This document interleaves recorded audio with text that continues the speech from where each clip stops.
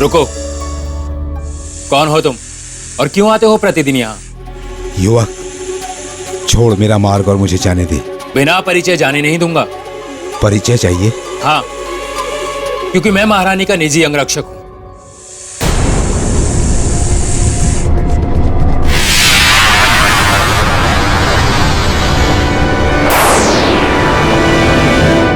नादान युवक, मैं तक्षक नाग हूं, विषधर तक्षक नाग।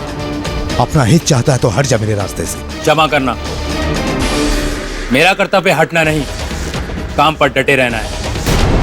हर उस बाधा को रोकना जो महारानी की नाग देवता की पूजा में विघ्न उपस्थित हो। इसलिए मैं तुम्हें जाने नहीं दूंगा। तेरा ये दुस्साहस कि तू तक्षक को रोके? यदि मैं चाहूं तो तुम्हें अभी यहीं अपने विष से जलाकर भस्म कर सकता हूं, लेकिन यहां इस स्थान पर ऐसा करना नाग देवता का अपमान होगा। इसलिए ऐसा नहीं करूंगा, किंतु तुम्हें दंड अवश्य दूंगा, और ऐसा दंड दूंगा कि भविष्य में संसार तक्षक का मार्ग रोकने की मात्र कल्पना भर से भी कांपेगा। मात्र कल्पना भर से।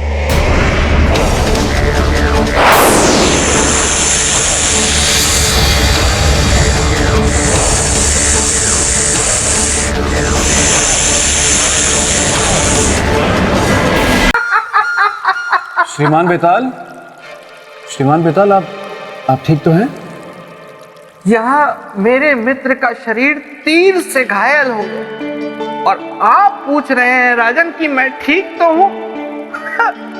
वो तो अच्छा हुआ कि उस वैद्य को थोड़ी बहुत विद्या आती थी और उसने अपनी उस विद्या का प्रयोग करके विक्रम की रक्षा कर ली, वरना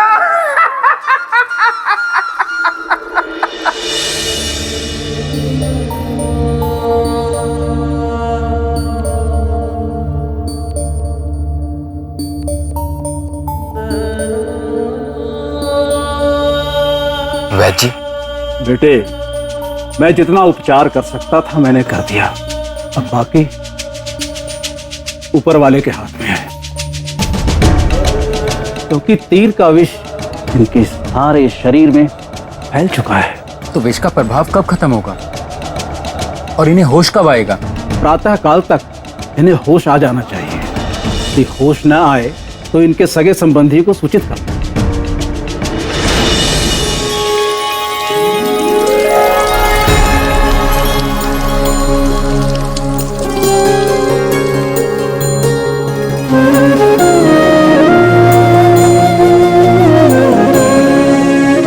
महाकाल, जीवन मृत्यु सबको अपने वश में रखने वाले हे महाकाल, हमारी भी पुकार सुन लीजिए।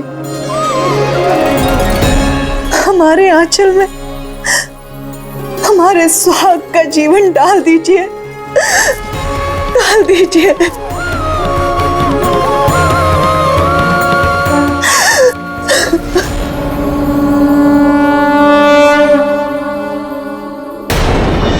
हे विधाता, मैं तुझसे भिक्षा मांगता हूं।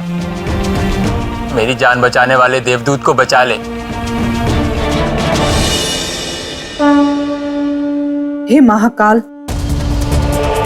हमारी हथेली पर ये दिए तब तक जलेंगे जब तक कि हमारे सम्राट आकर फिर से हमारी मांग में सिंदूर नहीं भर देते और हमें अखंड सौभाग्यवती होने का आशीर्वाद नहीं दे देते। अन्यथा इन्हीं दियों की ज्योत को हम अपनी चिता की ज्वाला बना देंगे।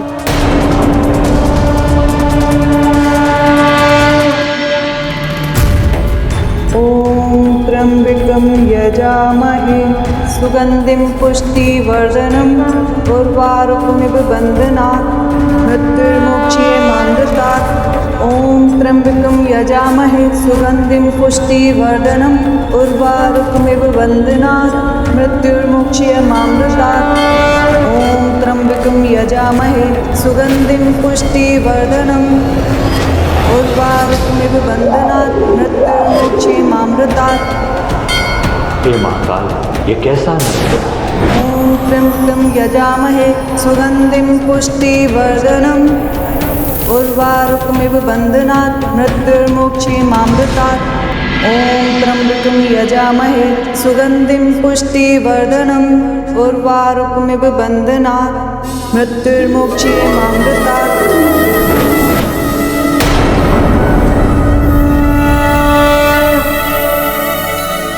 महारानी, राहु काल टल चुका है। सम्राट का जीवन अब बिल्कुल सुरक्षित है।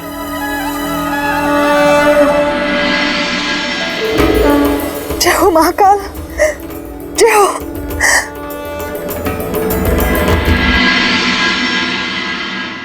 वैद्य जी, वैद्य जी, अरे भगवान तेरा लाख लाख शुक्र है।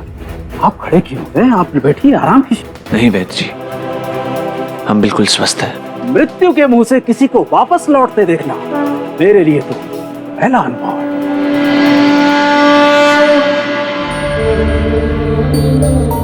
कभी कभी जो औषधि नहीं कर सकती वो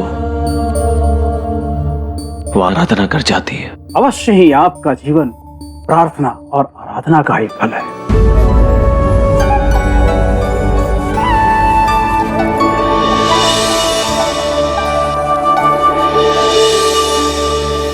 कहना नहीं चाहिए फिर भी कहते हैं। हम आभारी हैं आपके प्रेम के, आपके समर्पण के और आपकी निष्ठा के।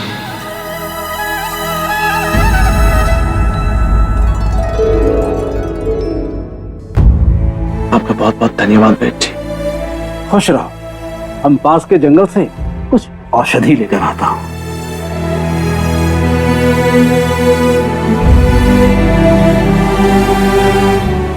नामदेव, ये जीवन आपकी ही देन है। मैं आजीवन आपका ऋणी रहूंगा।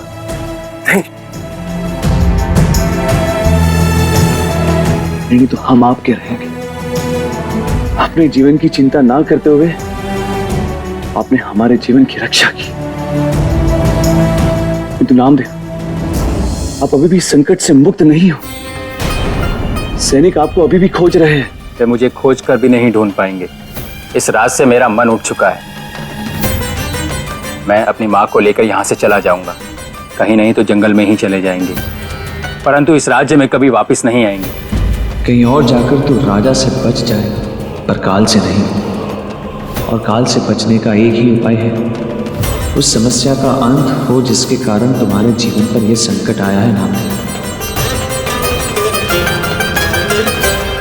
नामदेव। जी सम्राट। आपकी मृत्यु दंड का कारण क्या अपराध किया था आपने? मेरी जानकारी में तो कुछ नहीं, परंतु वे मुझे विश्वासघाती कह रहे थे।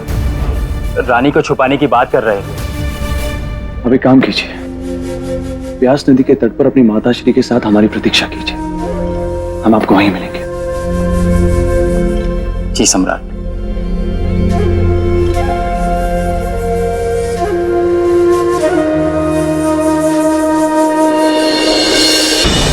श्रीमान बेताल, श्रीमान बेताल, श्रीमान बेताल, क्या हो गया? आप कुछ बोल क्यों नहीं रहे? चलिए राजन, उज्जैनी चलिए।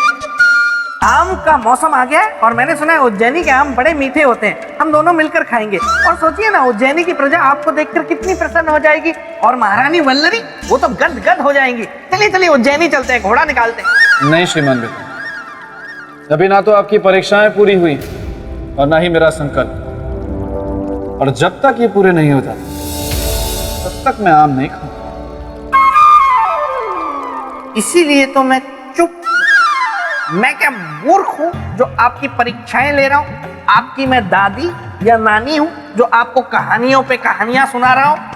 मैं अब ये सब कुछ नहीं करूंगा। मैं समझा नहीं।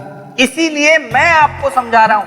भूल जाइए ये सब कुछ राजन, भूल जाइए ये सिंहासन, भूल जाइए ये परीक्षाएं, भूल जाइए मुझे, बस कहानी खत्म। बेताल, तुम पुनः अपने पद से भटक रहे हो। तुम्हें इसका कठोर दंड मिलेगा। नहीं नहीं, वो मैं भावनाओं में बह गया, इसीलिए ये कह गया।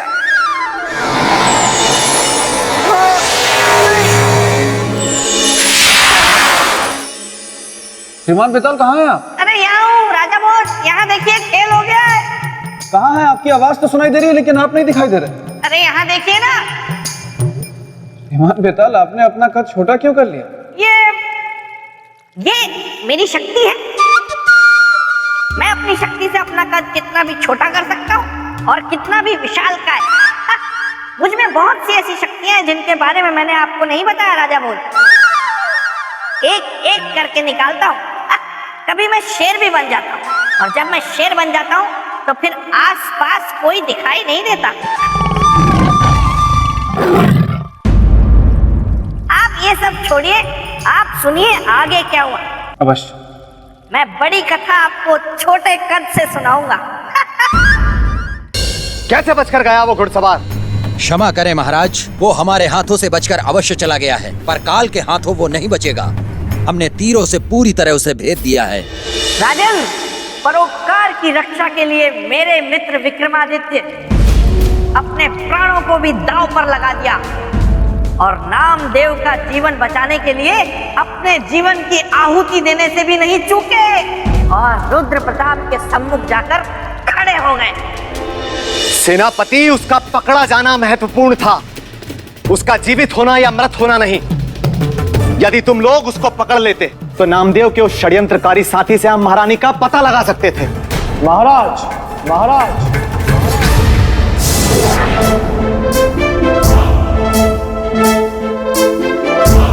हमने ही महारानी के सुरक्षा कर्मी नामदेव के जीवन की रक्षा की।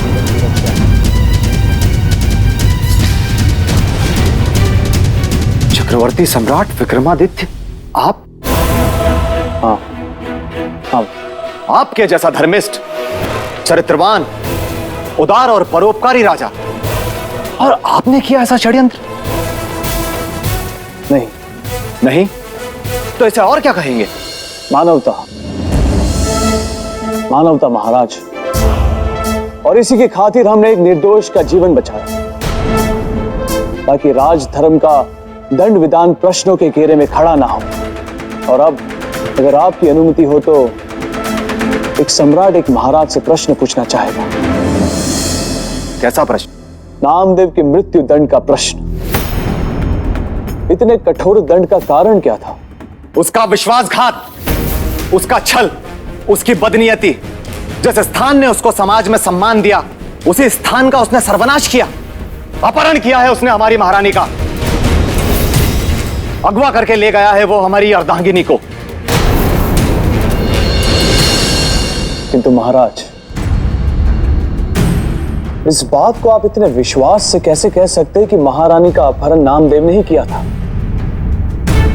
इसका कोई ठोस प्रमाण, कोई साक्ष्य है आपके पास? हाँ है, और ठोस प्रमाण है। क्या है? नामदेव महारानी रागेश्वरी का निजी अंगरक्षक था। कल की ही बात है, महारानी नाग देवता की पूजा करने हेतु नाग मंदिर के लिए जा रही थी। महाराज, आप निराश ना हो, हमारी नागदेव की पूजा व्यर्थ नहीं जाएगी। नागदेव की कृपा से हमें संतान सुख अवश्य ही प्राप्त होगा। नागदेव के प्रति आपकी निष्ठा ने अब हमें भी आशाओं से भर दिया है। हमारी संतान बेल बढ़ेगी, हम भी अब निसंतान नहीं रहेंगे। महाराज की जय हो, महारानी की जय हो। नाग मंदिर जाने की पूरी तैयारी हो चुकी है। चाहिए महारानी। और उसके बाद आरती प्रारंभ होते ही जो अनर्थ हुआ, हम आपसे उसका वर्णन भी नहीं कर सकते सम्राट। ऐसा क्या अनर्थ हो गया महाराज? हे नाग देवता, हमारी प्रार्थना स्वीकार कीजिए। हमें मां बनने का गौरव प्रदान कर हमारे व्रत को सफल कीजिए।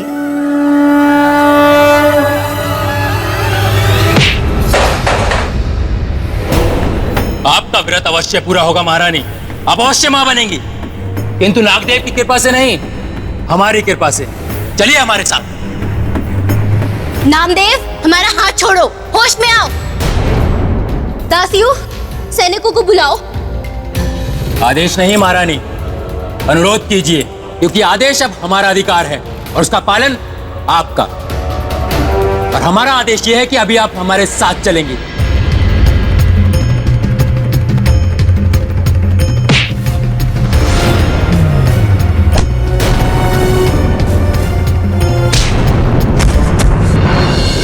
ये हमारे वही विश्वास पात्र सैनिक हैं जिन्होंने कल उस कुटिल को रोकने की कोशिश की थी।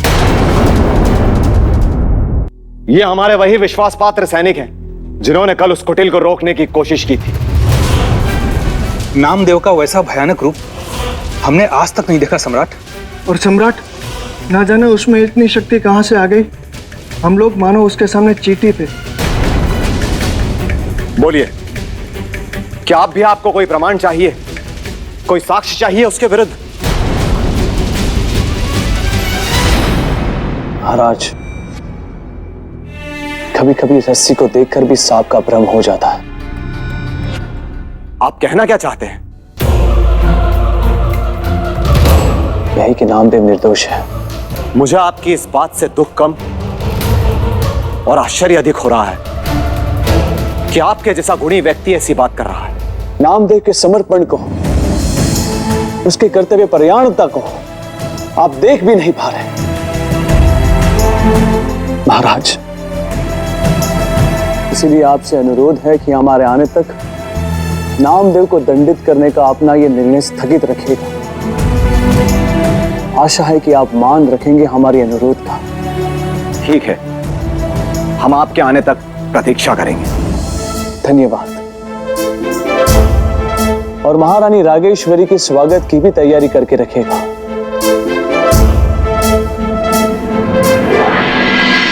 विक्रमादित्य, काल को जाल में फंसाकर काल के क्रोध की अग्नि कुंड में स्वयं की आहुति बन रहा है तू। इसका अंजाम बहुत बुरा होगा विक्रमादित्य। अपना भला चाहता है तो मुक्त कर मुझे और जाने दे नामदेव के पास। विक्रमादित्य!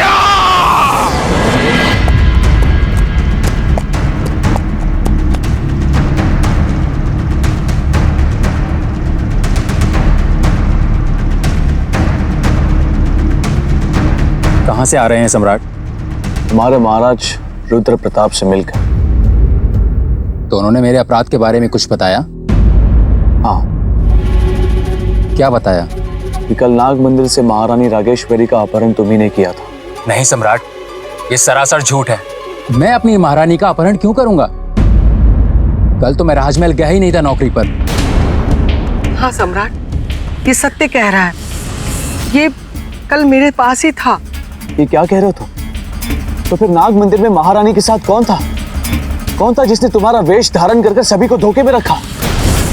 किसी पे कोई संदेह या फिर ऐसी कोई घटना जिसे अपहरण के संकेत मिले? याद करो नामदेव, कुछ याद आया?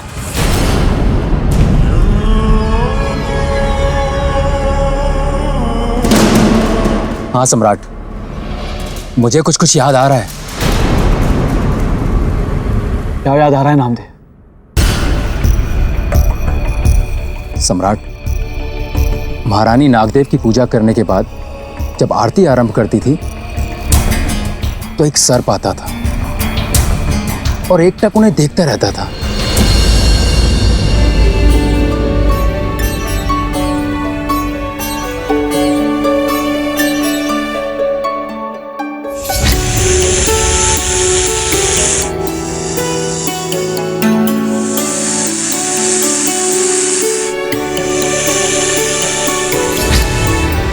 पहले तो मैंने साधारण सी बात समझकर उस पर ध्यान नहीं दिया, परंतु जब वो प्रतिदिन आने लगा तो एक दिन मैंने द्वार पर ही उसका रास्ता रोक लिया।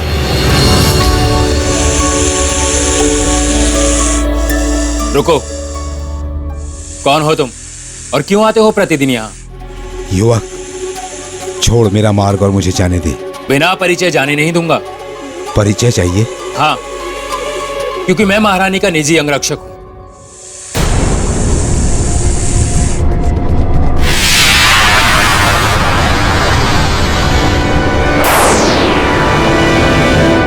नादान युवक, मैं तक्षक नाग हूं, विषधर तक्षक नाग। अपना हित चाहता है तो हट जा मेरे रास्ते से। क्षमा करना, मेरा कर्तव्य हटना नहीं, काम पर डटे रहना है। हर उस बाधा को रोकना जो महारानी की नाग देवता की पूजा में विघ्न उपस्थित हो। इसलिए मैं तुम्हें जाने नहीं दूंगा। तेरा ये दुस्साहस कि तू तक्षक को रोके?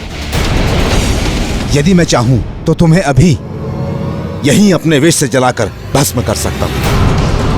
लेकिन यहाँ इस स्थान पर ऐसा करना नाग देवता का अपमान होगा, इसलिए ऐसा नहीं करूंगा। किंतु तुम्हें दंड अवश्य दूंगा, और ऐसा दंड दूंगा कि भविष्य में संसार तक्षक का मार्ग रोकने की मात्र कल्पना भर से भी कांपेगा, मात्र कल्पना भर से।